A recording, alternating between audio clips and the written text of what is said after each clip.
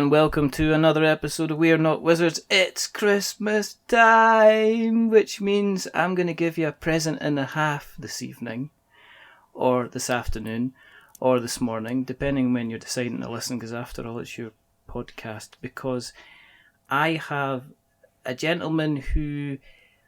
He's a stalwart of the industry. He's known as, Polyhedron Collider reference him an awful lot in their podcasts.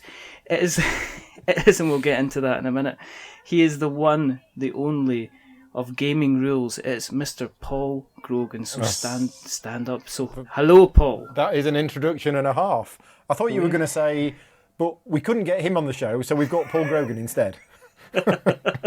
Which is the normal introduction that I get. Ian Livingston was busy here tonight, so instead we have the next best thing. No, Isaac Childress sent his restraining order after the last previous podcast. I've continually slagged him off for doing nothing but ruining my show. I haven't forgotten, Isaac. Things will be evened out in due course.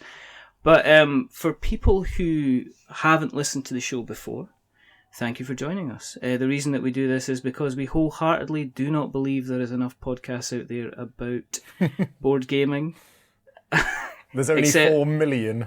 So. No, there's definitely. I've definitely checked. There's only about 3 of us in Scotland. Okay. There's us. There's the Unlucky Frog Gaming, and there's also, I believe, First Player Marker. So we're double checking. Apart from that, iTunes is bare as a cupboard. Okay. So what we do is we thought we'd invite somebody who's involved in a board gaming podcast. Yeah. And a whole load of other things. Because you've got a lot going on. You're a very, very busy chap, or you become more and more busy as time goes on. But what we do like to do is we like to find out a little bit about your history. Yes. This is kind of like the Michael Parkinson look back on your career. Not that it's over. Dun, dun, dun, dun, and then bring out the big red book. Well, it's interesting because I meet a lot of people that at conventions that are playing games, and a lot of them have become friends of mine and everything else, and they've been into gaming for 3, 4, 5 years, and I'm like, all right, okay, so maybe I have been around longer than whatever the average is, if there's an average, but I just consider myself to be just a regular gamer. But as every year goes on, that's another year older that I am, and that's another year that I have experience of the board game hobby. My history with board gaming goes right back to when I was a kid. So when I was a kid, I'm an only child. I have memories of being a kid at home playing Mousetrap, Spy Ring, things like that, on my own, just sat there playing them. It's one of the few sort of memories I have. Now, obviously, most of us sort of played kids' games when we were kids. Yeah. But at the time, I loved them. I was really into it. And obviously, that set myself up for where things were going to go in future. Now, it all kind of started around 82 properly, which is when the Fighting Fantasy novels came out. And I was really into fantasy and sci-fi as a kid. So, of course, that was a no-brainer. That led on to basic Dungeons and Dragons, when we had basic and advanced. That led on to advanced. And that then led on to Games Workshop. So in the early 80s, when Games Workshop existed, they were a game shop that sold games. Not just their own games, but they sold all kinds of games. Yeah. And they started doing board games. And a guy who lived near where I was at the time, which is up in Lancashire, a place called Thornton Cleveley's near Blackpool. He ran a stationery shop, and that station, because he played role-playing games as well, that stationery shop had a section where they sold board games. So when Games Workshop started doing board games in the early 80s, like Railway Rivals and things like that, some good ones, Warrior Knights, whatever, that's when I started getting into board gaming. But role-playing was always my main thing, and it was for most of my time growing up and for many, many years afterwards. And then in the 90s, I got into Magic the Gathering. And then I got more into Magic the Gathering. Was that your dark page? Yeah, and then I got more into Magic the Gathering until it got to about 97 or 98. Somewhere around then, that's all I did. Everything else had stopped. How many cards did you have? Oh, I have no idea. Thousands. Because I was a completionist. I was a collector as well as a. I thought you would actually said, and it ended right up until I got 97 or 98,000 cards. No, I don't know. I've no idea. But I got so into it that it took over everything else, and I was playing it every weekend, driving around the country. Yeah. I became a DCI level 3 judge, which at the time was the highest level that you could get to. I helped run Pro Tours, I helped judge the Nationals, I ran pre-releases back in the day when pre-releases were, I think I ran one that was 140 people or something like that, and now pre-releases are like 20 people at a shop. I took part in the Nationals as a player. I was never amazing at Magic, but I was good enough to qualify for the Nationals a couple of times. Anyway, Magic completely took over, and I stopped doing pretty much everything else. Why did you drop it? Because I realised I wasn't enjoying it. It got to the point where I was taking it too seriously. I'd go along to my local club, and I was living in Coventry at the time, and I'd go along to my local Tuesday night club, and we'd play draft, and I'd win one and lose two, and then I'd go home and I'd be really annoyed with myself, and I'd be worried about my ranking, and I'd be worried about this, and I'd be really, really, I got too into it. I got too seriously into it and took it too seriously. And at the end of the day, I'm just not as good as I wanted to be with it. And eventually I realised it was taking over my life, and it was just, I didn't want to do it. And thankfully, the local club that I used to go to every week in Hemel Hempstead, which was the aptly named Hemel Games Club, was kind of 75% Magic players. Yeah. And then there was a group of guys in the corner that played these board games. And they played these board games every week. And the rest of us all played Magic. So where there was maybe 15, 20 people who would play Magic every week, there was like 4 or 5 of them playing board games in one corner. Yeah. Because they didn't play Magic. So when it came the time when I was going to give up Magic, I just popped over to see what they were doing. And that's when it all started. So it wasn't a jump, it was more of a shuffle. It was. I mean, as I say, I grew up playing those games, and in the late 80s, early 90s, there was a guy who was part of our games club, which was predominantly a role-playing club, who introduced me to games like 1830, Acquire, Civilization, History of the World, all of those old Merchants of Venus, all of those old Avalon Hill classic games that we had back then. So this is pre-Settlers, this is pre-El Grande, it's pre all of that lot. It's the older games, but the games with meat in them. And so I played them and I enjoyed them, but role-playing game was always my main focus. Anyway, so when I gave up Magic and the role-playing for me had kind of dropped off a bit, the board gaming was a sidestep over, and then it was like, oh, there's all of this. Oh, and there's all of this. And then I don't do things by half, so of course I got seriously into it. And that just got more and more and more. I started going to Essen in '99, and I've been every year since. I went to a lot of UK conventions. I went to the very first UK Games Expo and things like that. And then as time went on, I started realising, or I started wanting to offer to do things for other people. So it started that I'd be on Board Game Geek answering rules questions, and I'd take out my time and just help and answer rules questions, and a lot of people do that. And then I'd start creating player aids, and then I'd start going into games which have rule books that are not particularly great, and I'd start coming up with, I'd create FAQs and things like that. I'd start just dabbling and doing little bits here and there, which lots and lots of people do that. But looking back, that was kind of the precursor to where I've ended up now.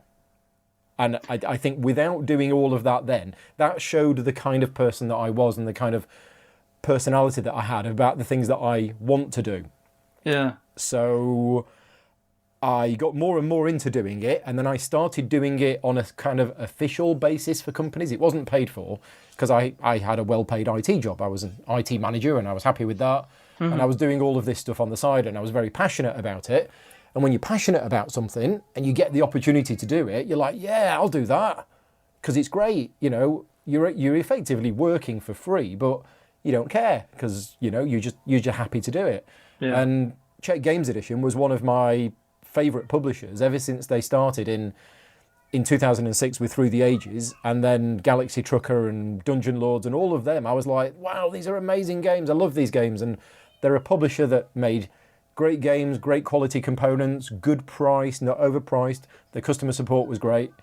And gradually I got to know them, basically by turning up every Essen and pestering them and, you know, basically saying, please be my friend. I'm a massive fan of yours. I was just a fanboy, really. Yeah. But then I started saying, look, if you need any help with doing demos of your games in the UK and things like this, and they were like, oh yeah, we might do that.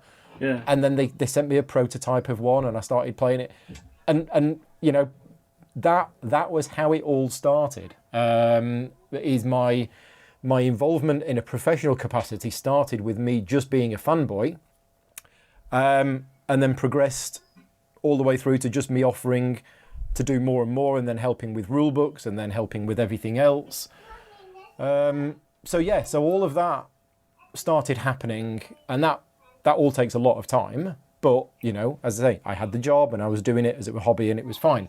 And then eventually, on one of the days when I was meeting with the team from Czech Games Edition, because I go over there and see them once a year or twice a year, where we go through all of the new games that they're working on, and we play test them and everything else. And I sat down with them and they said, look, all of this stuff that you do for us, all of this playtesting, this help with rules, all of this stuff on BGG do, and the fact that you're going to UK events and you're demoing our games for us at these events, we can't let you carry on doing it like this. This is not fair on you.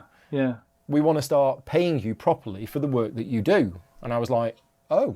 Really? I was like, okay, if you want to. I said, well, how's this going to work then? You know, and we just agreed that they'd pay me a certain amount per hour, because I wouldn't know whether I'd be working, you know, 1 hour or 10 hours or whatever. Yeah, so the hourly rate seemed to work best. And all of a sudden, I'm now getting paid for doing what I do. So that was the first step. And then my life kind of turned a bit upside down. My job started not working out. Yeah. And I realised that I couldn't carry on doing that job. And then I thought, well, hang on a minute. I wonder if there's a possibility that the stuff that I do for Czech Games, I might be able to do for others as well, if they're interested. So it was a lot of planning, and it was a lot of risk, and I had to make sure that I had the financial security behind me, because for all I know, I could have given up my job and then Gaming Rules would have just not worked out, or I would have been working 1 day a week. Nobody that I know does what I do, and I don't mean that sound big-headed, but what I do is quite unusual with the variety of work that I do. So it was a bit of a risk, but I did it. And it's coming up for 3 years now, full time. That's a big that's a big culture change, isn't it? I mean, well, working from home is a big culture change. not getting dressed some days is a big culture. You know, it's it's unusual. So Gaming Rules is now a successful UK company, which is me at home on my own. I'm not short of work. I haven't had a holiday in 4 years. And the amount of work that's coming in is more than I'm able to cope with. But I am cheap. I am very cheap. And that's part of the problem. That's what Steve Tudor whispered to me. Yeah, I've undervalued myself quite a lot. It turns out, but that's for me to sort out. So yeah, my day-to-day is now writing scripts for videos, filming and editing videos, writing and editing rule books, and then I'll do all the other stuff. So I've got my own podcast, I've got my other content that I create, which is not paid for, but I do that myself because that's the kind of stuff that I want to do. And on the side, I'm also involved in game development. I'm not just creating the videos and editing rule books, I'm actually involved in these games quite a lot as well sometimes in terms of the development work that goes on in the games and everything else. And I've got the convention work, so lots of people in the UK will have probably seen me at various conventions doing demos at events. And I think next year I'm going to, I think it's 15 or 16 conventions, which are all... But I suppose it doesn't matter. Yeah, it doesn't matter if you're not doing a day-to-day job. Do you know what I mean? You'll be doing your own day-to-day job, but you'll have control over your time. You can say, well, if I'm doing the weekend here at the expo, then you can easily kind of rearrange your time into other things as well. Yeah. I mean, sensible people would say, right, I'm working at the weekend, so I'm going to take a couple of days off and sort my life out. I don't. I get back from Expo, and 8 o'clock on a Monday morning, I'm deep in a rule book again. So, but that's down to my own personal mismanagement of my time. But yes. So that was quite long, but that's the history. That's fine. We're going to do Michael Parkinson. I'll go and stepping back a bit, and let's talk about Essen. Yes. I mean, you said, well, you went there, before the turn of the century. Yeah. Let's not think about, this is when you look back and you go, 1999. That was 8 years ago. And then somebody reminds you, it's 20 years ago. No, 18 20 years ago.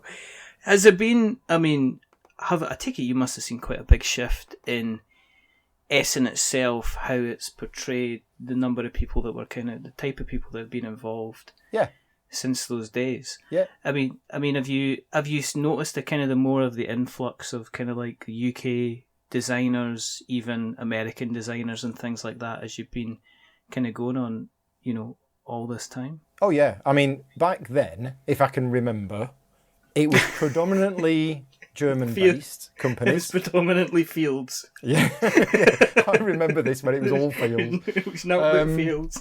Yeah, it was predominantly German-based manufacturing. And the way it worked, so the first 5 or 6 years that we went, it was basically, you'd try and get as many rule books as you can beforehand, and you'd try to read through them, because you either got a demo of a game from somebody who spoke brilliant English and didn't know the game at all, or knew the game and didn't really speak any English. So either way, you came back from Essen being taught the game completely incorrectly. So getting the rule books beforehand was a very, and I'm generalising here, but that was our experience.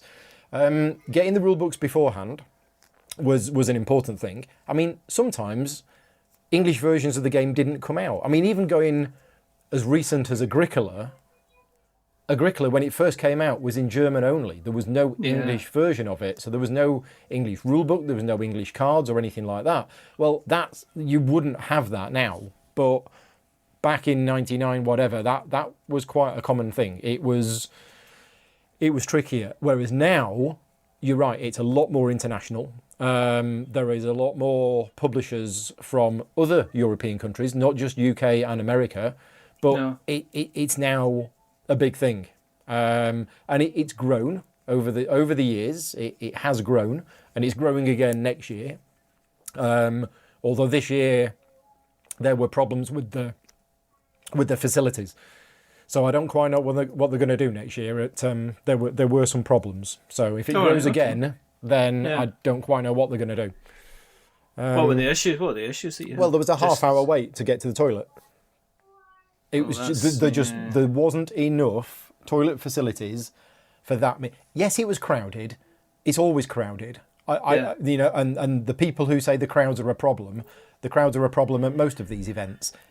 It was the fact that there wasn't enough, because they'd expanded, so they'd gone into more halls, so there was more space, so there's more exhibitors, so there could be more people, but the facilities there were not able to cope with the number of people. So me with my 45-minute break or whatever between one thing and the next was like, exactly. Right, I'm going to dash over there. Oh, there's a massive queue, and literally you're waiting 20 to 25 minutes. So, but quick pee, then I'll get something to eat, and then back. Yeah.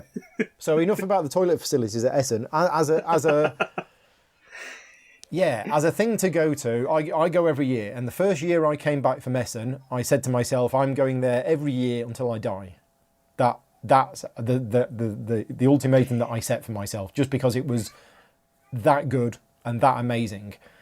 Now, is it an eye opener? I mean, if somebody said to you, I'm thinking about Gen Con, I'm thinking about the UK Expo. Yeah. I'm thinking about Essen. Which one do I save up for first to go to first? Yeah, depends where you are. If you're in the UK one.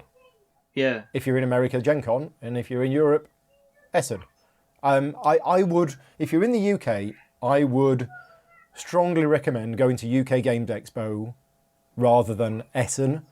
Right. But Essen's amazing. Essen is... I was going to say that. Well, it depends what you want. If you want to go somewhere where there is... I've got no idea how many people went to Essen this year, but it's the sheer number of new games that get released. Whereas UK Games Expo, 3, 4, maybe, it's not a big release date for publishers. Essen always has been. Gen Con as well for America. So if you want to go around and get literally the latest games that have probably just come off the printer a week or two before, yeah, and you want to see 700 new games, then Essen is the place to go. I'm not saying don't go to Essen just because you live in the UK. If that's what you want, great. But yeah. Essen is a different experience. It's halls full of exhibitors and traders. There's no open gaming. If you want open gaming, don't go to Essen. Yeah. If you want to go and play games with your friends in an open gaming area, don't go to Essen. The people who say you can't play games at Essen are wrong. Yeah. You can. Most of the exhibitors' booths have demo tables where you can play. Uh-huh. Yes, all of those tables will be busy when you walk round. You have to hang around. You look at the round tracker on the game and you go, oh, they're on round 6. Right, let's hang around this table. And that's like what you do. It's like putting your 20 pence down on the pool table. On the pool table, exactly. That's what you do. So when I wasn't working at Essen, we would play 3 or 4 different games a day at the exhibitors' booths. Yeah. So it is possible to play games at Essen. But at 6 o'clock or 7 o'clock now, the exhibitor hall closes, you leave the venue, and then you're in the middle of South Essen, and you're like, oh, right, what do we do now? Oh, we'll go for a bite to eat, and then we'll go back to the hotel and play a game in the room. Whereas UK Games Expo is like, I don't think it's 24 hours, but maybe it is, but you've got the open gaming area, you've got seminars, close, yeah. You've got everything. You've got so much going on at UK Games Expo, morning, afternoon, and night. There's so much there. So yeah, all of the conventions have a different feel to them. Do you always see, you see the Essen Hall, you see the Gen Con Hall, you see the pictures of the Games Expo pile of shame. Yep. With you doing more kind of demoing and stuff like that, do you still have a chance to go out and pick up a pile of games, or do you have to kind of hold it back a bit, and are you more selective in what you pick up, or do you still go back and say, hey, 50 for the shelf, here we go? There's a few questions there. The first thing I'm going to say is this was the first year that I went to Essen, and I travelled on the Monday. So I arrived in Essen on the Monday night. Uh-huh. I had the whole of Tuesday to have various meetings with people and work on a few secret projects that I'm working on that I can't talk about. Then Wednesday was setup day, which is where games designer. Yeah. Wednesday was setup day for a lot of the companies, although Tuesday was as well. So I spent Wednesday having meetings with, unofficial meetings with various clients and everything else. And then worked Thursday, Friday, Saturday, Sunday. I didn't play a single game at this year's Essen on any of the days I was there, including any of the evenings. All of my evenings were taken up with business-related meetings, apart from one of them, which was a social evening out. Didn't play a single game. It's the first year I've been to Essen and not played a single game. So that was unusual. How did you feel about that? If you come to terms, did that just feel about strange? It felt strange, but to be honest, the meetings that I was having in the evening were more important than me playing a game. So I felt like I missed out a bit. Yeah. But what I was there for and the things that I were doing were more important to me at the time. So it was like, okay, that's fine. And when I get back, I'll play some games. Now, in terms of me picking up games, yeah, that's the different thing. That happens on the Tuesday and the Wednesday, and occasionally in an afternoon. So this year I wasn't working full time for CGE. I had the afternoons. I had like 3 or 4 hours off each afternoon to myself.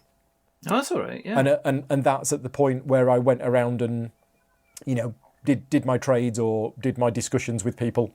Yeah. But I did a lot of that on the Wednesday as well. So during setup day, I picked up quite a lot of titles and brought them back to the hotel. So, yeah, and I will still have games from this year's Essen which I won't have got played just before next year's Essen. It's just there's too many games. So you're a pile. You admit you have a pile of shame like everybody else. I do. Prior to this year's Essen, my pile of shame was probably 5 games, probably about 5. Right. Okay. Right now, it's probably 25. That's actually not bad. Yeah, I mean, it's only a month after Essen or whatever, so... Yeah. But I have played quite a lot of them from Essen, but some of them I've played... I had my 5th game of Agra on Monday night, so it's either 4th or 5th, I can't remember now. 5th. So, yeah, I've played that 5 times. I could have played 5 different games, but I'm playing that one a lot at the moment, so... Yeah. Is that what's kind of taken up your time, or is there any other games that you have seen that you kind of want to get your hands on, or you'd like to get to the table, but you don't have a copy, or is there something that's on the wish list? Yeah, I mean, there's a number of games. So I want to play the new Stefan Furld, Michael Reinect game Merlin, which I have a copy of. I'm a massive Stefan Feld fan. Lots of people have said this game is meh. And a few people have said, oh no, actually, it's good. I need to play it to see for myself. I picked up the new edition of Wildcatters. That's high on my list to play. So yeah, there's a few that I brought back with me, which I really do want to play. There's also a few which I didn't bring back with me, which I do want to play. That, I've heard, because there were 800 new games being released at Essen. So I can't bring them all back, and friends of mine can't bring them all back. So there's loads of games out there. Heaven and Ale, I've heard really good things about. Riverboats. I don't have it. My local friends don't have it. So when am I going to get a chance to play it? And should I be going out of my way to buy these games now or seek them out and play them when I've still got 20 games that I brought back with me from Essen? It's a dilemma that everybody has just because we have such a wide choice now of games available.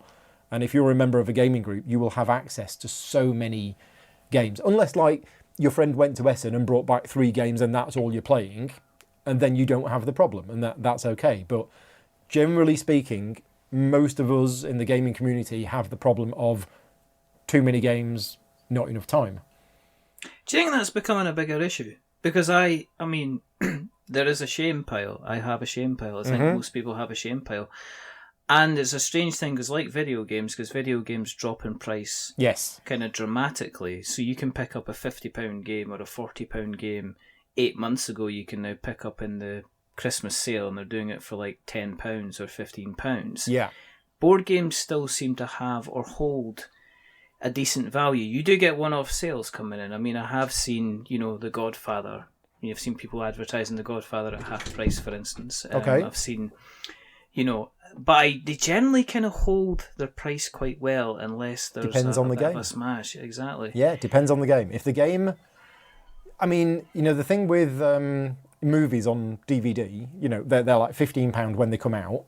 Yeah. 2 months later, they're a £5. Things drop so quickly because the initial sales of that game, of that DVD when it comes out, that's the sweet spot. That's the point where they've got to sell as many as they can. Well, that's the hype point, isn't it? Yeah, exactly. After a couple of months, people are not buying it anymore. And if it was still £15, 2 months later, people might not buy it anymore. And computer games also drop quite drastically after a period of time. Even if they're really good games, they'll just drop. Board games don't tend to do that unless the game has been overproduced or isn't very good, and therefore people are not buying it.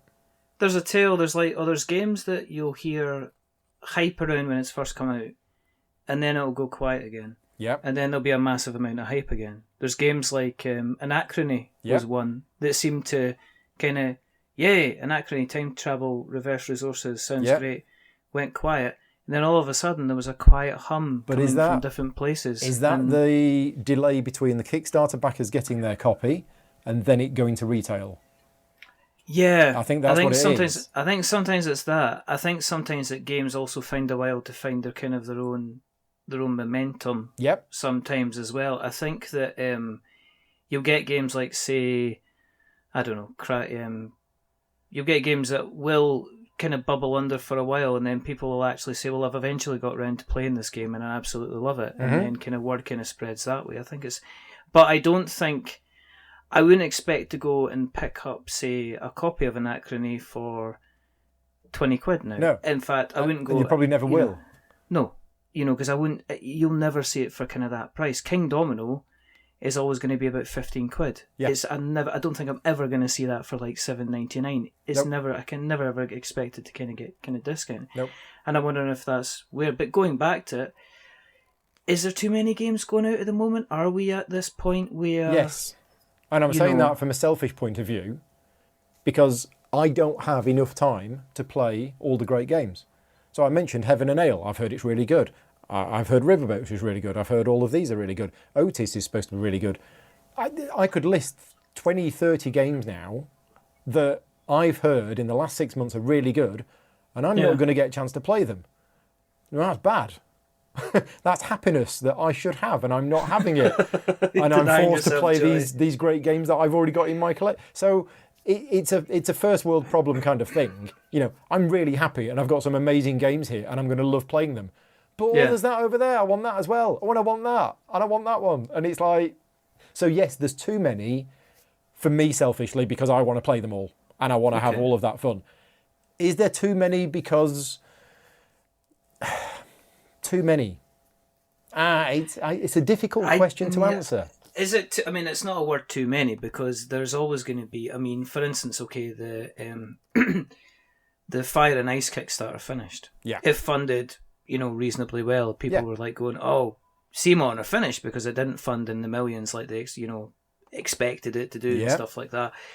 But there's still a massive audience that are going to be getting that game. Yep. Is that a game I'm going to play? No. Right. Because it's just not my bag, I saw it, I was interested in it, am I going to play it? It's not my bag, that sort of thing. Anachrony, do I want to play that? Yes, I want to play it at some point. Am I going to play it at some point? Yeah, I probably am. I'm probably going to try and get hold of one. Does that mean that that's come out at the wrong time? Is there too many games? No, because I think... More choice is a good thing.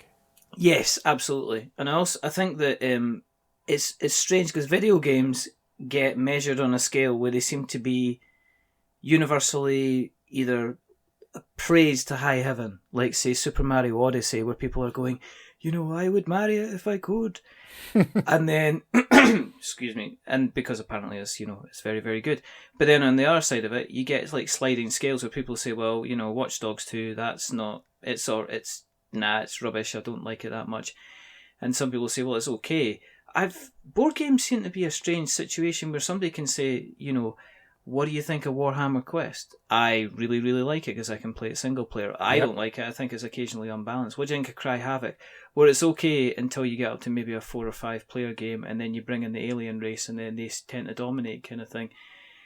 But you get different people have different opinions, and I'm wondering if that's maybe down to the fact that we're not really scoring games as well on a out of 10 or out of 100 point scale yet. That we're not trying to aggregate games into which is what is very good and what is very bad.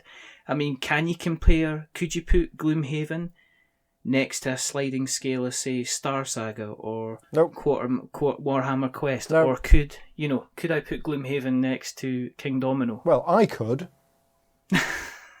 No. King Domino is a very, very good one. I don't think I could... I can give those two games a rating out of 10 on how much I enjoy the game, how well I think it's designed, and how brilliant I think the game is. But I can't compare those two games because the target audience for those two games is so completely differently.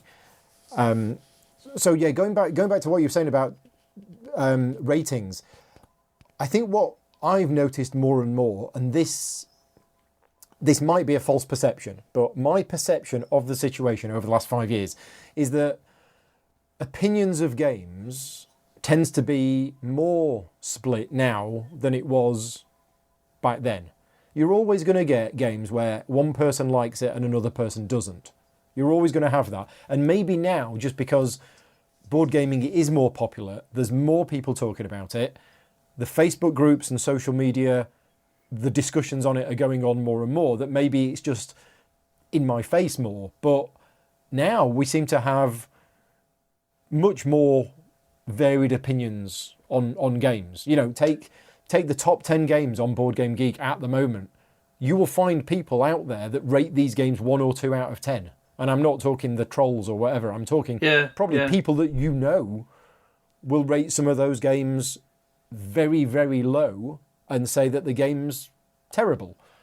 And I'm like, well, how can you say the game's terrible? It's really, really good. And Board Game Geek, it's had 25,000 ratings and it's aggregated them all together and the final score is 9.3. So therefore, and they say, oh no, the ratings are nonsense. The ratings don't count. I think it's a 2 out of 10 game.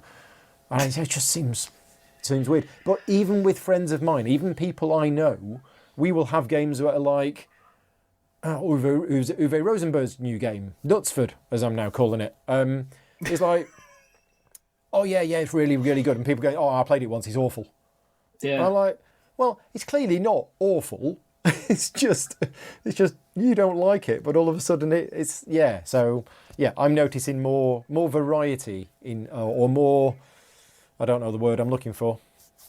But well, is it maybe a case that and I think I mentioned this recently, but People Like Us did an article about how board game reviews are trapped for a bit in being overly positive all the time. It was almost a case that people were afraid to step in and say, actually, I don't like the way the mechanics work. I don't like the drafting mechanic of terraforming Mars. Mm-hmm. I don't like the components on it. I found it quite dull and it was a runaway situation. And people are like, oh, you can't say that. That's terraforming Mars. You're like, we love that game. It's the best game ever. You might as well punch your firstborn child in the face rather than say anything about it. Yeah. But I think in any medium, in any mass enjoyed medium, especially when there's more communication and groups are forming and people are talking more about stuff as thing goes on, there is going to be people that are going to stick their head above the parapet and say, actually, I'm going to critique, Hero Quest and say... It's the best game ever. The role to move, is, obviously the role to move is for the younger audience. As the... or the non-connoisseurs. The non-connoisseurs, Everybody knows the role to move's rubbish. However, the fundamental of, the mechanics of the game are absolutely fantastic. But I think it's moving into a good place. I mean, people should be able to criticise something. Yes. I mean, I think I hear it all the time in the video game space because I still stay in contact with a lot of people that are involved in that space. And their argument constantly is it is okay to like something and to find fault with it at the same time. And I think we're maybe starting to enter into that space with board games. Or I think people are quite happy to kind of put their thoughts out there and say, actually, I know you like it, but I kind of have some issues with it. I don't know whether we are entering it now. I think we've always been there. It's just down to the people and the reviews that you watch. So, and if we pick the most popular reviewer, Tom Vassell, love him or hate him, the stuff that he does, it's honest. I mean, I don't go out of my way to watch Tom's videos because I don't have time. But all of the ones for games that I've been involved in, I watch. And when he talks about it, he talks about the rules and he tells you how it works, and usually he gets it roughly right. Sometimes he gets it wrong. And then he'll give you his opinion. Now, sometimes I agree with that opinion and sometimes I disagree with that opinion. But he's given his opinion and he's being honest about it, and you can tell. I recently watched his review of Flamme Rouge because somebody told me that he did a review of it and it wasn't a very good review. And I've recently played Flamme Rouge and think it's absolutely fantastic. Yeah. So I thought, I wonder what Tom said about it. And he was like, oh, we all found it really boring. None of us were excited. We just played cards and then we moved up. And I'm like, were you playing a different game to us? Because I've played it 3 times now, and every time we've played it, the choosing which cards you use is very, very tactical, and there's a little bit of bluffing. And, is he going to break? Oh, I don't know, he's going to break. Yeah, and then the cards get you revealed, and then you go, oh no, you played a 7 and I only played a 4. Now, that might not sound exciting, but when you're a Eurogamer and you don't want to just roll dice for excitement, then and the games of Flamme Rouge that I've played were really, really exciting, and it was fun and it was enjoyable and people were into it. And then you watch Tom's review and he was like, we didn't really find it exciting. But so whilst I disagreed with that one, he was giving his honest opinion about the game and it didn't work for them, and that's absolutely fine. When I do my reviews, and my recent one that I've just done, if anybody wants to go and watch it, is I've done a quick 6 or 7 minute, I think it's a 7-minute review of Agra, which I really like. So there you go, you don't need to go and watch the video. But watch it anyway. Watch it anyway, because there's about 2 minutes of me talking about the things that I don't like in the game. Yeah. So I'm not going to... It's almost impossible for me to go and do a video and say, right, the game's absolutely perfect. The rulebook was perfect. All the components are perfect. The gameplay is the best game I've ever played. Everybody who's played it has loved it. This is the best game ever. It's not going to happen. It's not going to happen at all. There's always going to be something that I will find fault with. So if I was doing a review of Terraforming Mars, the component quality for the price is awful. Everybody seems to accept that. I think even the people that like the game would accept that the component quality is not great. Yeah. The graphic design, the artwork, it's okay. I've seen worse, but it could have been a bit better. The gameplay itself is really good, and loads of people enjoy it. But yeah, if you're going to be critical about a game, make sure you've got your facts straight, and you can be critical about things which, like component quality.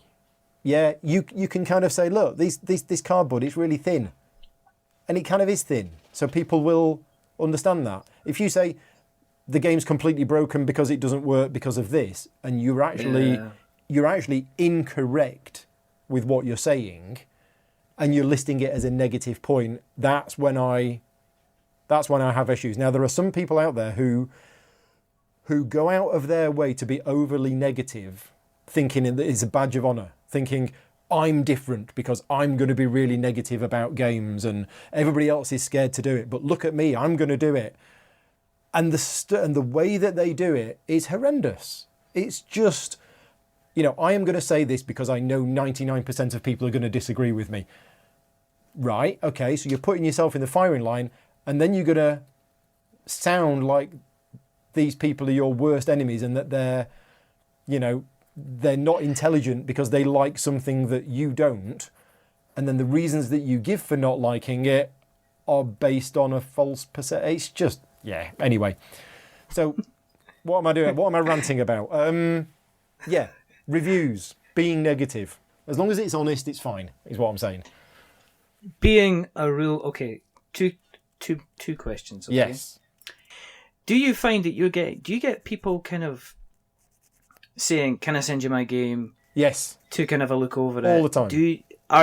Is it a case that you're kind of like turning down people left, right and centre? Yes. Has there any games that you've kind of turned down that you now regret kind of not looking at? Not taking a squiz over, or... It's hard to remember sometimes. I mean, I've done that. I've done it today 3 times. Right. So that's 3 today, which have been emails which I've gone back to and said, thank you very much, but no thank you. Now, some of them are, dear reviewer, we love your stuff. We'd like to send you a copy of our game for review. It's going on Kickstarter in January. I don't do them, right? I don't take generic emails. I don't do reviews on request of publishers. I do reviews of games that I want to do reviews for and that my Patreon supporters will vote for when I get that system working. So I go back to them with a no. I got an email today from a guy who said, my 2 friends have designed a game. They'd like you. They're going on Kickstarter in January. We like the rules videos that you do, and we'd like you to do a rules video for our game. And I had to say, thank you very much, but unfortunately, I'm fully booked for pretty much the whole of 2018, so I won't be able to take on this work. wish your friends good luck with their game. So there's that. That game might be the number one game of next year, for all I know. I've no idea. I don't know anything about it. I've not been sent any name or anything like that. And then there was another one, which is for a game which is already out, but is having an expansion or like a new version of it or something, which is going on Kickstarter next year. And it was a really successful Kickstarter, and it raised like 300 grand or something like that. And I looked at it and I was like, ooh, this looks quite nice, this. But they wanted a video done by February or something. And I said, I'm not going to be able to do this. I'm sorry, I won't be able to do it. So, and that might be one which is, I'd have liked to have done that. But you have to be strict then. Are you having to be strict then? I mean, is that what you're finding? Is that? Oh yeah. And yeah. If I'm honest, I shouldn't be taking on any more work for next year. Yeah. But I am. I should be limiting myself. Going back to what we were saying earlier on, I should be treating this like a job. I should be doing 40, 50 hours a week, and I should be building in some vacation time or downtime or breaks, and I don't. I get a video offer. Oh, can you do a video for Clans of Caledonia? Oh, Clans of Caledonia? That's fantastic. I'm really looking forward to that game. Hell yeah, of course I'm going to do a video for that. So what if it means that, I have to work every evening and every weekend for the next month just to catch up? But, sometimes a game will come along where, okay, I'm fully booked, but I'm going to squeeze this one in. I'm doing one for, I think I'm allowed to say it. Yeah, I think I am now. Tasty Minstrel Games are doing a new version of Gentis, or Gentis, however you want to pronounce it. That is a game I've had my eye on for a few months. A few people I know have said it's a fantastic game. And it's a game which I had my eye on as a player, because I thought, this sounds really good. I don't know anybody who has it, but I really, really want to play this game. And then at BGGCon, I met up with Tasty Minstrel, and they said, oh, we might need you to do a rules video earlier than later. And I was like, okay, well, let me know as soon as you can. I says, but I am pretty fully booked for like December, January and February. Yeah. And then a week after I got back, they got in contact with me and they said, yeah, right, we're now able to announce it. It is Gentis. We'd like you to do a rules video. It's going to go on Kickstarter in January. Can you have the video done by 12th of January? And I'm like, you're kidding me, right? I'm like, I did tell you. And I was like, right, so Christmas, do I really want to do anything for Christmas? Yeah, I'll make the Gentis video. That's what I'll do. So I'm going to squeeze that in because it's a game which I'm personally really, really interested in and really excited about. I'll be honest with you, and I hope that they're not listening to this, but if they were to say, Paul, we've got a new game going on Kickstarter in January, we'd like you to do the rules video. It's like Munchkin, but with Flux and a bit of Monopoly. I'll be like, yeah, sorry, I'm busy. It's all right. John Declare's been on the show, so right.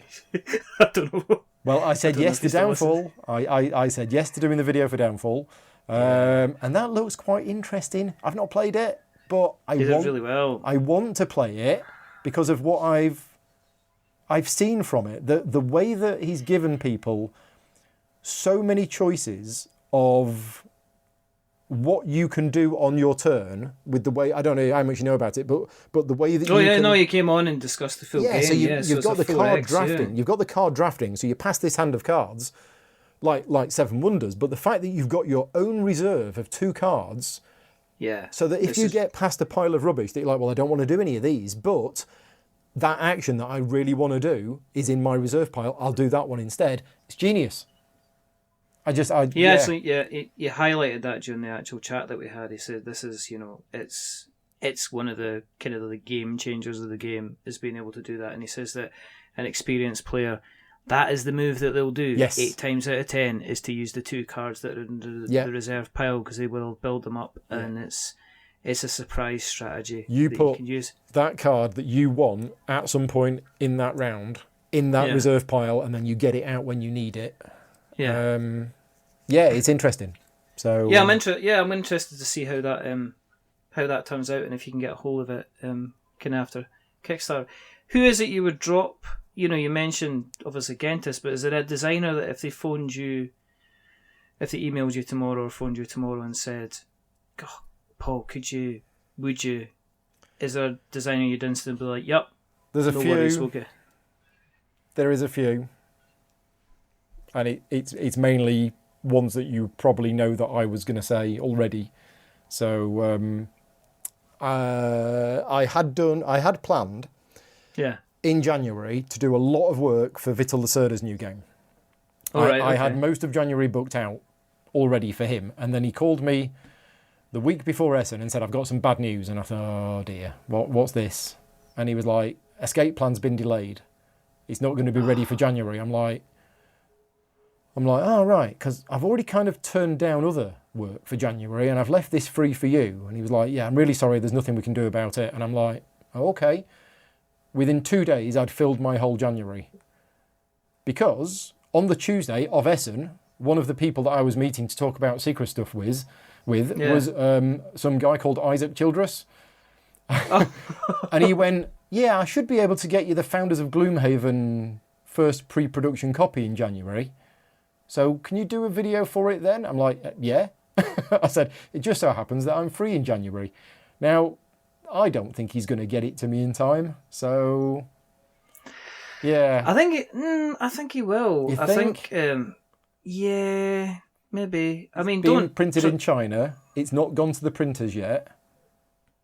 So, yeah. I don't know. I'm not I gonna, don't know. you know. But anyway, my work has know. to be flexible. So I'd left the whole of month of January free for Vital. Now I'm not going to do that. It's been filled up now with 3 other clients. One of them is Isaac. I don't think I'm going to get Founders of Gloomhaven in January. But what that means is I've got to bring forward some work that I'd planned for February forward, which I can't always do. You know, my work is scheduled around when people get me the stuff. If the stuff's not available, I can't do my bit. But that means then bumping that work until it does arrive, which then has a knock-on effect of all the other work. So, but yeah, Isaac's somebody who I would definitely rearrange things for. I'm happy to say that I've done rules videos for, both Gloomhaven and Founders of Gloomhaven. But yeah, there's a lot. I was going to try and get through the chat without you mentioning it. What, Gloomhaven? That's what, Contractually obliged to mention it on every podcast that I'm on. That's what Andy Lewis had said. I think Steve Tudor had said on the latest episode of Polyhedron Collider. And for anybody listening who thinks I'm being serious, I'm not being serious. It's a joke. I do not get paid when I mention Gloomhaven. So, he does. I wish.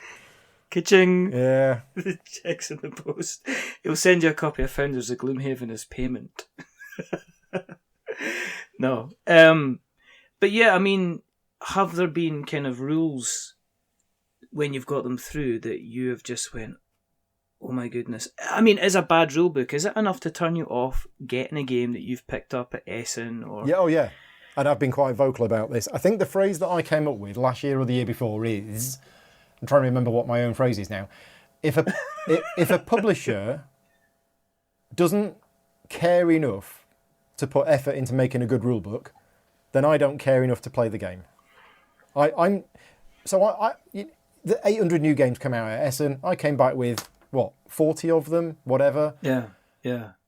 If I get one of those games and I open it up and I go, oh right, okay, presentation's nice, components are nice, graphic design, artwork's nice. I pick up the rule book, we start reading it. Oh yeah, this is all well written, this is all well laid out, I'm able to understand this. Yep, right, let's play it. Brilliant. And then I get another one where I open it up and I go, oh, these components aren't quite good and that doesn't work right. And the artwork's not very good and graphic design's a bit iffy. And you get the rule book and you're like, okay, well, I've read page 1 and I don't understand what's going on. I'm now on page 2, I'm on page 3. I'm like, okay, so for me to actually play this game, putting aside the cosmetic differences, for me to actually play it, we're either going to have to play it wrong because the rules are not clear, or we're all going to have to pass the rule book between us and struggle to work out how we play it, or we're going to have to go online and watch some video that's probably wrong as well, or we're going to have to spend hours trawling Board Game Geek, and I'm like, why? Why should I put my time and effort into doing that when there's all of these other games where the publisher has done that work for me, and they've made a game that I can actually, play straight out of the box kind of thing. So that's it. Does put me off playing a game, and there are some games we've tried to play, and we've either given up because we can't get through the setup, or I've started reading the rule book and said, look, I'm not going to bother with this, and then the game's gone on a trade pile. Sometimes even before we've played it. Are there serial offenders? Yes. I mean, are there publishers? Oh yeah. And I'm not going to talk about them here because that would be unprofessional of me to talk about them. But there are serial offenders. There are certain publishers, and if you have a comments on your podcast or on whatever, then people can write in with companies that are out there that continually put out rulebook after rulebook after rulebook that are not clear. Not containing typos or anything like that, but ones which you struggle to learn how to play from the rulebook. And I'm not talking just, a couple of lines were a bit unclear. So when the rulebook for Feast for Odin came out, the rule about replenishing the mountain tiles at the end of the turn was a little unclear and could have been read both ways. And there was a couple of other bits as well. That's fine. A little bit of errata, which was issued the day after, whatever. I'm talking about rulebooks where you can't actually work out what you're supposed to be doing at all. And a few of them come out every year. I'd heard this year that the rulebook for Noria was not good. And we sat there and we played it from the rulebook. And it was nowhere near as bad as I'd been led to believe. I'd been led to believe it was almost unplayable from the rulebook. And it wasn't at all. So that was good.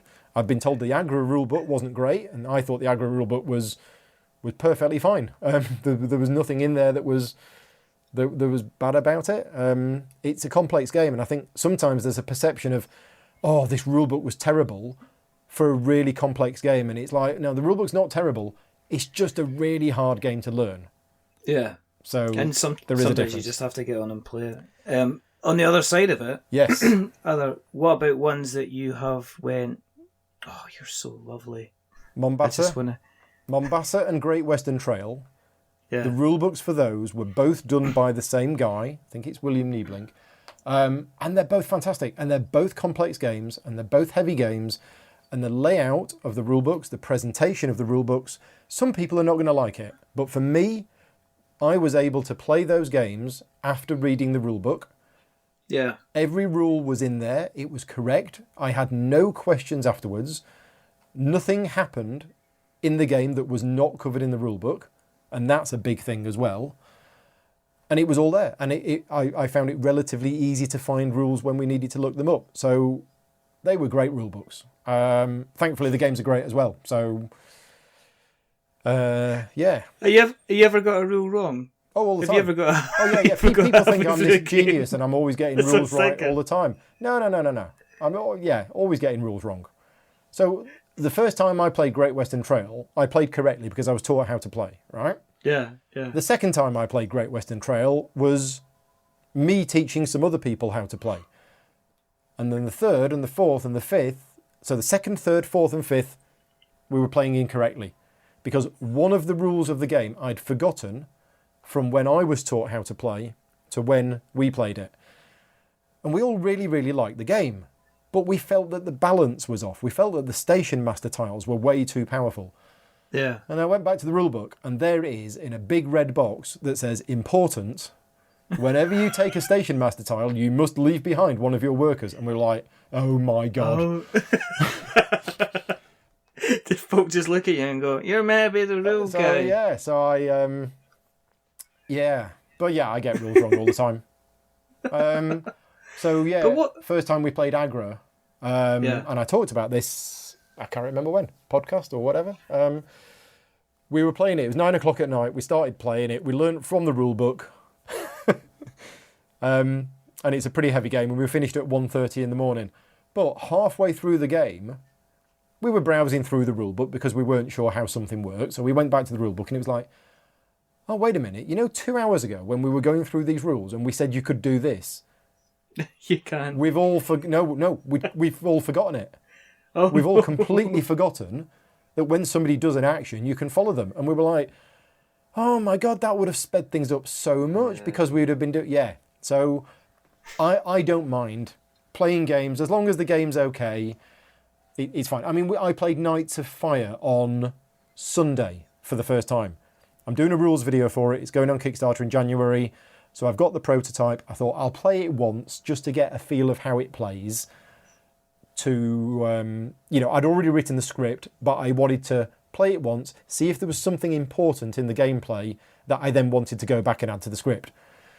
So we played it. I then spoke to the designer afterwards, and I was like, oh yeah, we felt it was a bit easy for the Hungarians, and I know we've only played it once, but... And he said, oh, well, why is that? I said, well, late on in the game, I was able to do this, and he said, you do realise that the number of cards you get each turn drops as your morale drops? And I'm like, no. I'd forgot, because I didn't mention it in the video, because my video is a rules overview video. It's not a full rules video, it's just an overview. So I skip details like that for the script, and because I skipped it in the script, my brain forgot about it as well. So there was that. There was 3 rules we got wrong in the game on Sunday. But that's fine, because I now know that, and the next time I play it, I won't get those rules wrong. And the last 2 games of Agrit I've played, we haven't got any rules wrong. So those first couple of games, I don't mind writing them off as a learning game, and we're probably going to get a rule wrong. It's not a problem.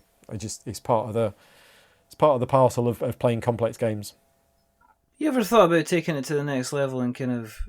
I mean, is there a couple of game designs that you've thought about, or are you preferring to kind of look over what other people have created and kind of do what you're doing with the rule side of things? Well, technically speaking, I am a games designer.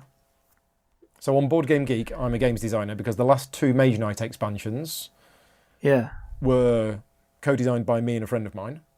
But designing an expansion set for an already existing game is easy. And I'm using quotes in the air here, which you can see, obviously, because this is a podcast.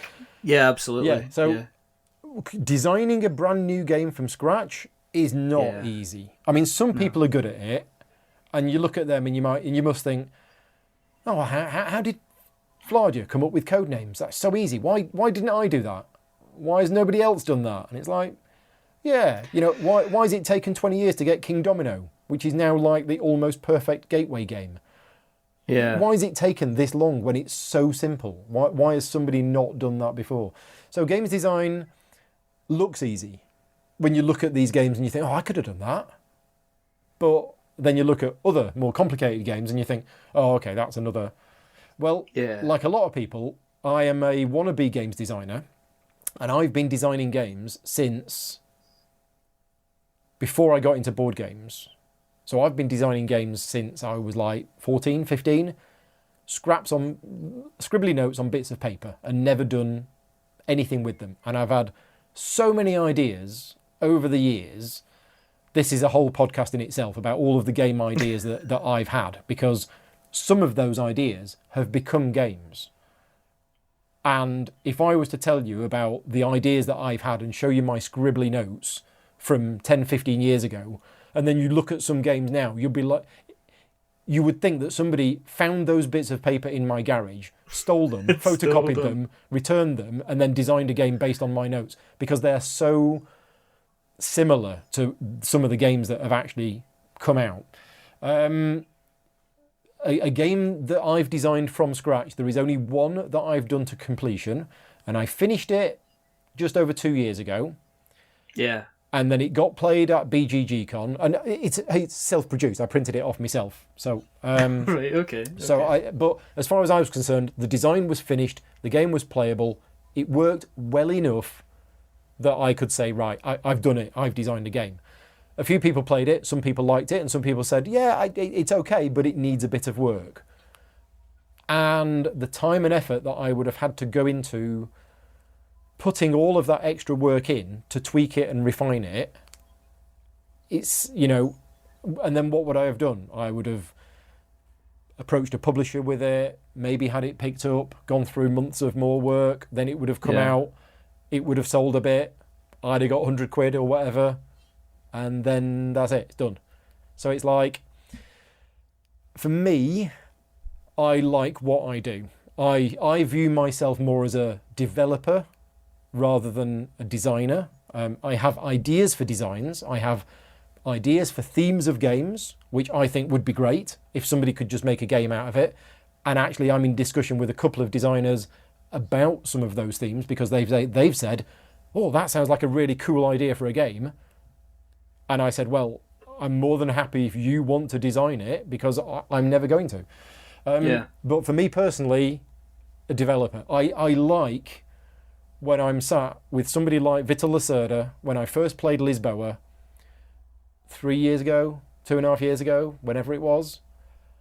And then I said to him afterwards, I said, right, this bit here, I had no idea what was going on. This was so complex. I've been playing the game for 3 hours and I still don't understand how this bit works. And it was this really, really convoluted mechanism for a token that passed around the board clockwise, but it was stood up, and then if it wasn't your turn, you could lay it down to do something, but then if you laid it down, you'd pass. It was just really, really complicated, and I couldn't understand at all what it was doing. You know, and his games are already very, very complex. And I said, so what are you trying to achieve with this? And he said, well, I was trying to achieve a little bit of interaction when it wasn't your turn, and a little bit of shipping, and a little bit of this, and a bit of that. I said, well, why don't you just have a thing here that does that?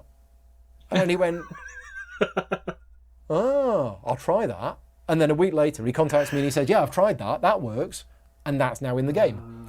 And it's like, I'm quite pleased with that. There's bits of me in games. So games that I've worked on as developers that, you know, quite often I'm now at I'm at one of the big conventions and I'm sat there at a table. I'm demoing Pulsar for 4 days at Essen. I was on the development team for Pulsar. So there's bits of me that's in that game. There's bits of that game that I helped make happen. I'm not saying, you know, it was all me, but some of the things in that cool, some of the things in that game I was like arguing the toss over when the development team was going, oh, I don't think we should put this in. And I was like, no, we really should because it's really, really good. And eventually I won, and that thing got put in the game, and it's in the game, and I'm quite happy it's in the game. They're going to take it out in an expansion set, but no, I'm joking. So second edition, though. Second edition, we've removed this bit because Paul kept going Paul on Grogan about free. So yeah, I like my role as a developer in some of the games which have come out, and the developers are often the unsung heroes. And I'm not saying that just because I am one, but I've been involved in a number of games where the designer's name on the box is 95% responsible for the game. Yeah. And I've been involved in games where the designer's name on the box is less than 50% responsible for the game. Mm. That's how it is. That's the reality. So when you look at a game and you look at the designer's name, it doesn't necessarily mean that that's the designer's game. It could be that he just had some initial concepts and some initial ideas, and then the publisher got a team of developers involved, and then the developers ended up changing it sometimes to something that the designer doesn't necessarily like. That happens. And then other times, especially with Vital's games, although there's a bit of development that goes on, he's the final say in it. Vlage's games, he's the final say on it. So they are fully involved with the process from start to finish. I mean, Vital does his own rule books and graphics and everything. You know, he's so involved in it. It's scary, but you know that's what he does. That's his but you get thing. some that want to put a stamp on it, and then speaking to the likes of, say, John Gilmore, who says, well, I put together all the ideas, put together all the basic mechanics, and then it goes off and other people kind of develop it for me, and then, you know, I get a copy of the game just before it kind of comes out. So he's in that position then. He's saying that once he's given the game over to a publisher, the development team will then work on it without him being involved. Yeah. And the final game comes out with his name on the box, and he's not had the final say on the game. Yeah. I'm glad you've said that, because I know it's true from my experience, but I imagine a lot of people don't believe me when I say it. So to actually hear that a designer has admitted that that's what happens to him, then that's quite good. So, yeah, he says depend on the game. Some of the Yeah. games he's taken all the way through to kind of completion. Other games he's involved in it, but there's sometimes they're the spark and the inspiration Yes. and the idea and putting everything together. Yeah. So, and I think Kickstarter's a weird thing because often that entire process is kind of amalgamated together. The developer designer is always the kind of like the same person, unless you're looking at a bigger team, like say your Steamforged games. When like spoke to David Carl, and he's like, I'm the developer here. I was given Dark Souls, and I played around. Me and we had to put the game together, and once it was funded, kind of come up with all the different rule sets and everything like that as well. So they did that kind of after it was funded. Yeah, pretty much. You see, that doesn't surprise me based on their Kickstarter video for that game, which was a load of people at a video game fair talking about how cool a Dark Souls board game would be. And I'm like, seriously? That's your Kickstarter trailer for the board game is just a load of people at a video game fair saying that it would be a good idea? It might, I don't know, that I might not be true with that, but that's the impression I got from it. I think it's a mixture of you're looking at what a huge IP that people have invested 300 or 400 hours in it. So I think the idea, the concept of having that game even in some kind of existence was an excitement. Yes, and I think that, I would not, I would never have liked to be in Dave Carl's shoes because he had to go out there and then deliver that, and that must have been a stressful situation. Well, yeah. Indeed. I mean, yeah, if you go on Kickstarter, especially if you've promised deadlines, and then you're like, oh, right, well, we better go. But this is the thing with Kickstarter, and this is a whole other podcast in itself. Do you go to Kickstarter with a 100% finished product and all of the stretch goals, you've already done them. So you say, stretch goal number 1, we'll throw in 4 new cards. You've already done the cards. You've already designed them. You've already done the artwork. Stretch goal number 2, we'll throw in 8 new scenarios. You've already done them. So in other words, is the entire project 100% complete?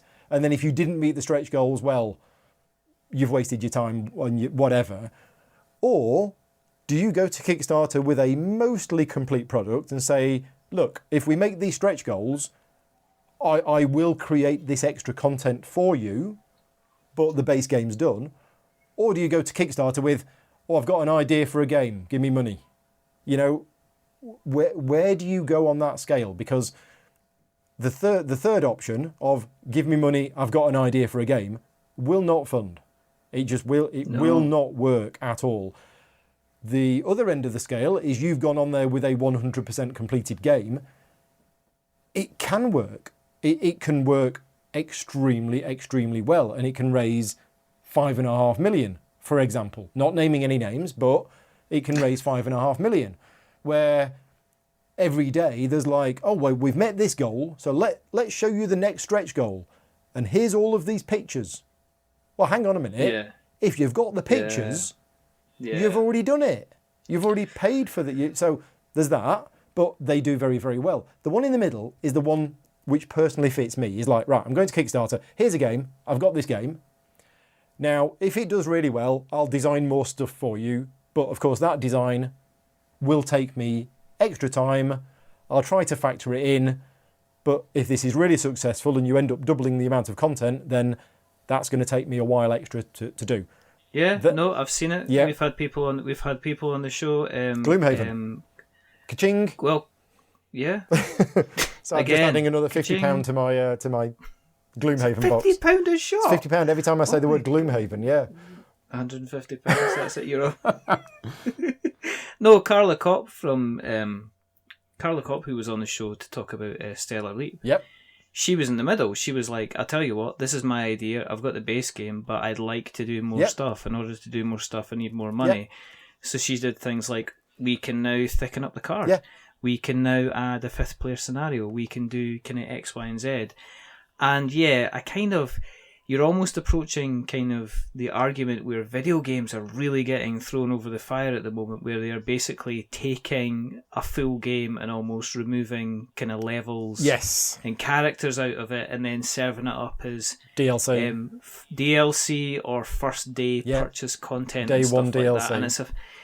And it's a fine line between that, and if you've developed a full board game, it's a fine line between people turning around and say, well, actually, if you've got this fully rendered, if you've got the model made, if you've got the rules already, if you've actually got the box designed and you know what the components are going to be, how much of that was already there? Well, there's ways of doing it. There are the stretch goals where they've already done it, but it is an extra. Yeah. And then there are the stretch goals where it's obviously part of the base game, but they've just removed it and made it a stretch goal in order to have stretch goals. And there was one a couple of years ago which I was involved in. So, and this wasn't my decision to do this. And it was pretty infamous for how this project went, because it was a massive flop.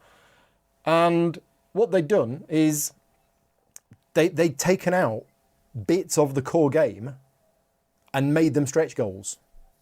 And it was so blatantly obvious that they'd done that, to the point where the official rules video that told you how to play the game had all of this stuff in there. And then they went, oh no, that's not actually there, that's a stretch goal. And you're not going to get that. We're going to show you the pictures of what you'll get if we meet that stretch goal, but we can't show you the pictures of what you're going to get if we don't meet that stretch goal as a replacement, because they haven't done it. So that was clearly false stretch goals. And it was so obvious, and the backers responded, and the Kickstarter didn't do very well. So, yeah, Kickstarters it's a minefield. It really is. And you can get it right, and you can get it wrong. And sometimes you can do everything right and it flops. And then sometimes even the worst projects seem to do really, really well. I say the worst, that's my personal opinion on it. But yeah. No, I mean, we've seen, as I say, I keep saying all the time, we've had some really kind of miracles happening. Mark Neidlinger from Orange Nebula with Epoch, cancelled the project, went back, funded to 6 figures. Dinogenics, same deal, went away, cancelled, came back three weeks later, and then went on to fund. And he's just like, I have no idea what I did, what I actually did. And I think it was just the timing. At the time, he was up against some really kind of big heavy hitters, and they always kind of came down with the community. In terms of kind of like, you've got a packed 2018, it sounds like. You've got your videos coming up. You've got, you're obviously, there's going to be games that you're kind of being involved in. Mm-hmm. I mean, in terms of people keeping an eye on finding you on the interwebs. Yes. If they want to find you. I'm everywhere. If you turn your computer on, there's a little Paul Grogan button down in the bottom. So I'm on Twitter. I thought, but Twitter is so temporary. You'll post something to Twitter, and if you're not on Twitter in that 2 minutes, you won't see it. So I'm on Twitter, but I'm not suggesting that Twitter is the best way of following me at all, unless you are sat there glued to Twitter all of the time. Again, Facebook, but with the way that the Facebook algorithms work, even I, who own the Gaming Rules Facebook page, sometimes when I log in under my personal Facebook account, don't see my own Gaming Rules posts because Facebook's decided that I'm not interested in them anymore. So I'm on Facebook, but again, that's probably not the best way. Anybody who's on Board Game Geek. So Board Game Geek has a guild feature, which a lot of people don't know how to use. And in fact, I didn't know how to use for years. But I'm on there. I post about stuff on there quite a bit. And the advantage with the Board Game Geek Guild is that you can go on there whenever you want at your time, and you will see stuff that I have posted. So that's there. Now, the thing with the Board Game Geek Guild, for anybody who's listening, you need to join the guild, but then you need to subscribe. Now, you're not going to get bombarded with dozens and dozens of messages every day, because my guild is maybe 2 or 3 messages a week. And you're not going to get, all you're going to get is when you log on to Board Game Geek, you will get a red number in the top left to say you've got a notification. and then you click on it and it'll be my guild thread. So, everybody who joins the guild should subscribe. I try to post every new video I do on there, but the YouTube channel is also another good place. So all of my rules videos, review videos, my monthly Q&As that I've just started doing, I've just done the first one for December, and also my monthly video logs, which I've just started doing. So I'm now doing monthly video logs, monthly live Q&As, I've got my rules videos, I've got my reviews videos. They're all on the Gaming Rules YouTube channel, which is Gaming Rules Videos. So pop onto there and subscribe. And my podcast, you can get to it through iTunes, Stitcher, and an RSS feed. But my podcasts are also on YouTube, because a number of people said they prefer using YouTube as the platform for everything. So yeah. No, we're the same. And then obviously, if people like your stuff, and I'm going to shamelessly promote you, but you are on the Patreons. I am as well. Yeah, so I launched my Patreon in October after creating my Patreon page a year before. So a lot of other content creators use Patreon. And I thought, well, hang on a minute, I'm a content creator as well. And although I get paid to do my rules videos, I don't get paid for any of my other content. And this is taking up a lot of time and it's costing money because I have to pay for hosting services and all of that. And I'm listening to all of these other podcasts and they're like, oh, sponsored by such and such a company and sponsored by this and sponsored by that and everything else. And I'm thinking, okay. And then they're doing their own crowdfunding either through Kickstarter or Patreon or whatever. So I thought, right, I'm going to start my own because everybody else is doing it and why not? And then I thought, well, I don't really want to because I don't want anybody giving me any money for my rules videos because they're commissioned.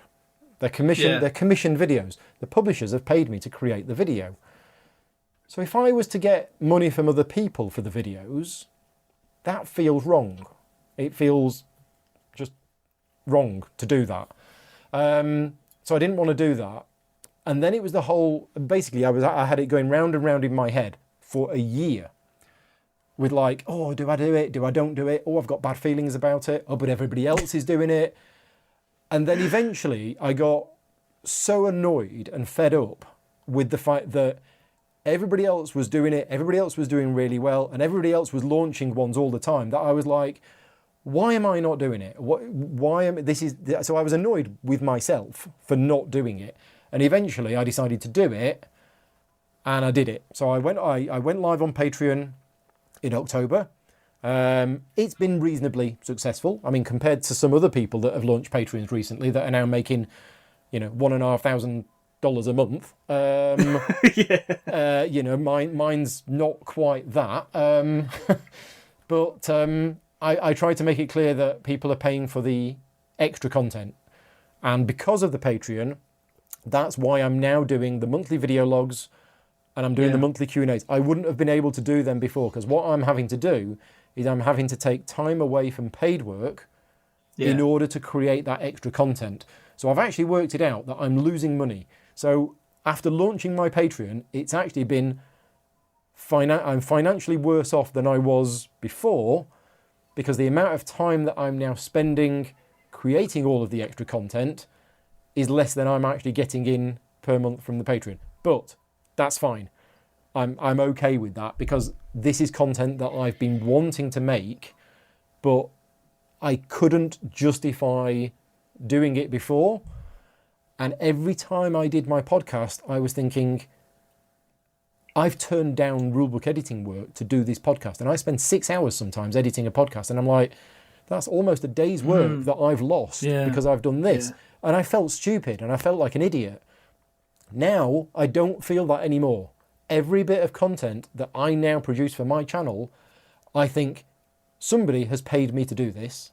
So it takes away that massive negative feeling that I had about what I was doing. It's taken that away. So yes, I went live on Patreon. And then, of course, Patreon announced earlier on this month that they're completely changing the way that their charging model works.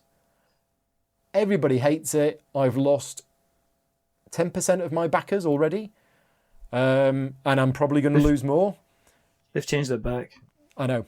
About an hour ago, 2 hours ago, I saw it.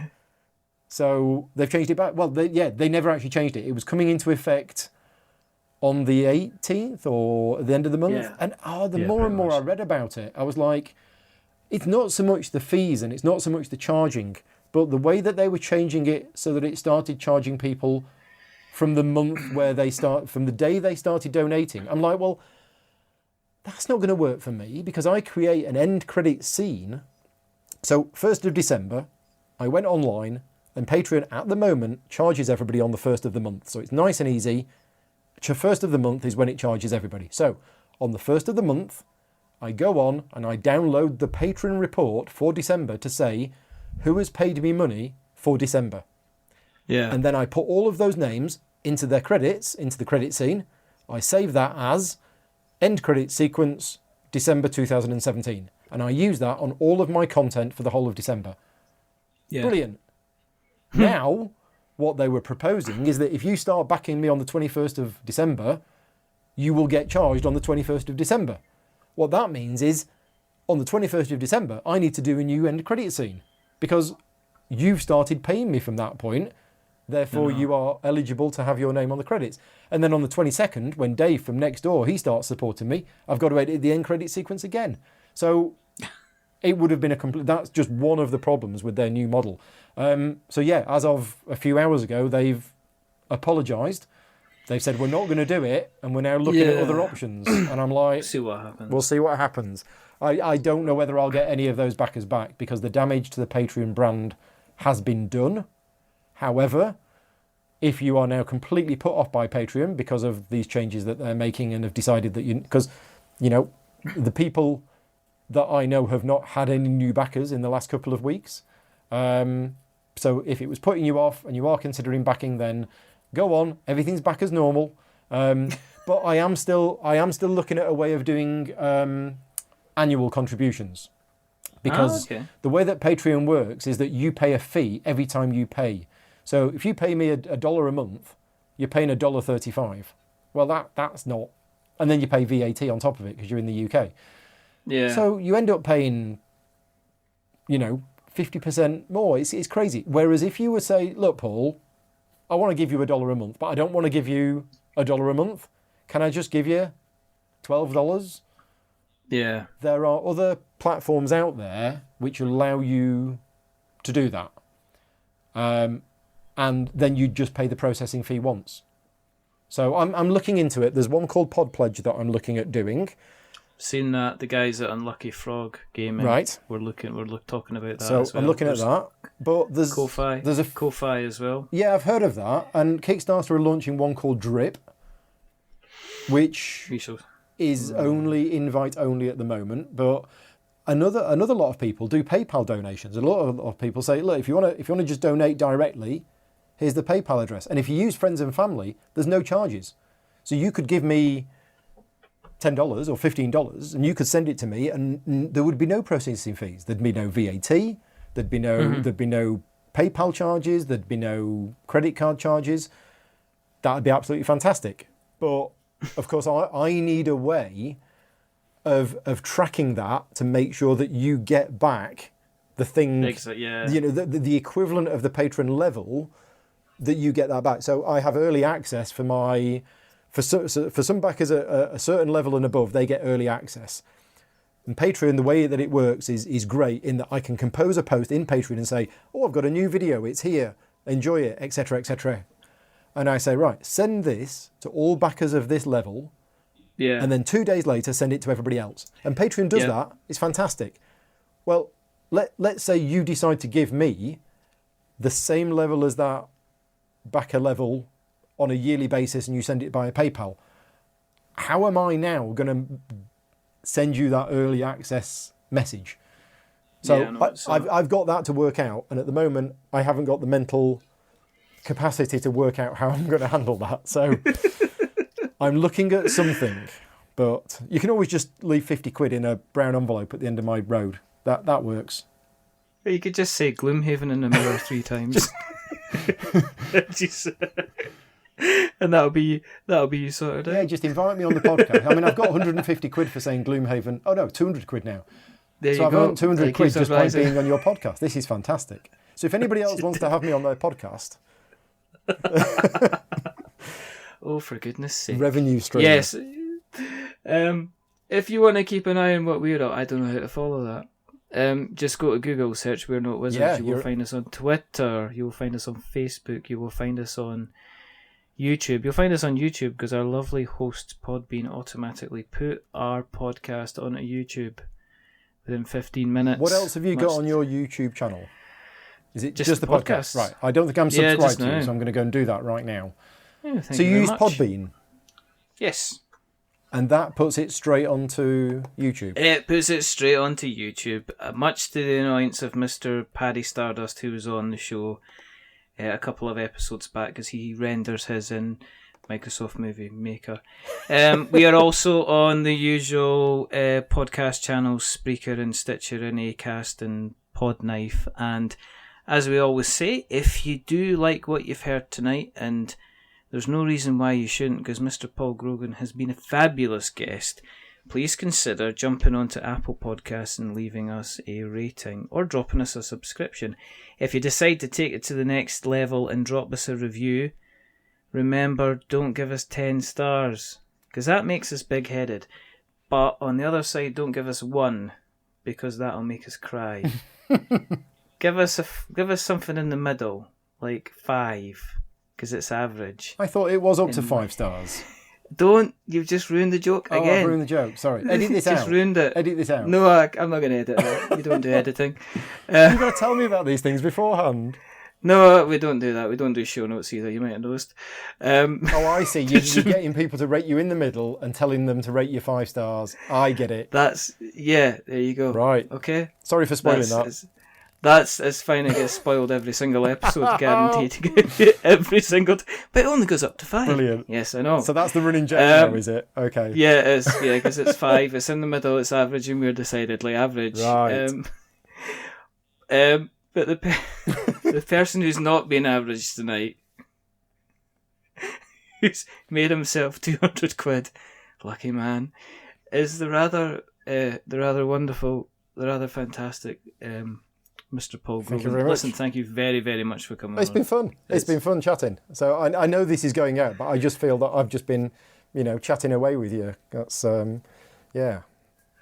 It's kind of cool. You made some money and you got to have a little chat.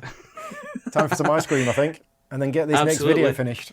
Oh. Absolutely. Now, there's only 2 more things to do. The first thing is to remember that we are many things, but we're not wizards. Are we wizards, Paul? Nope.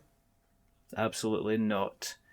We are going through the finer details with a tooth comb and picking up the bits where you should have rolled a 5 instead of rolling a 6, or adding a token when you should have added 2, or checking where you should have a big red box that has the words important in it. And the second thing, I guess we should better say goodbye. So again, it's goodbye from the man of the hour, Mr. Paul Grogan. Say goodbye, Paul. Goodbye, Paul. Every single time, everybody does. I know, that it's not even funny, is it? It's not even Everybody does funny. it on my show, so I thought, well, I'll give something back. Why not? And it's a goodbye from me. Remember, stay safe, roll 6s. We will be putting all of the links that Paul has given us in the show notes so that we have notes to show. His videos are very informative and definitely worth a watch. He's definitely worth a subscribe. Jump on his podcast as well. He did an excellent little kind of mini interviews about people that he met at Dragon Meet, including Mark Cook. You also spoke to Caesar as well. You also spoke to Katie. Yep. And nice Chris little interview Birch as well from Medifis, who runs Dragon Meet. So it was a nice little interview, so check that out. And obviously subscribe to Paul's podcast for more. But I guess until the next time, goodbye. Say goodbye, Paul. Goodbye. And I didn't do it. You didn't do it, that's No. good.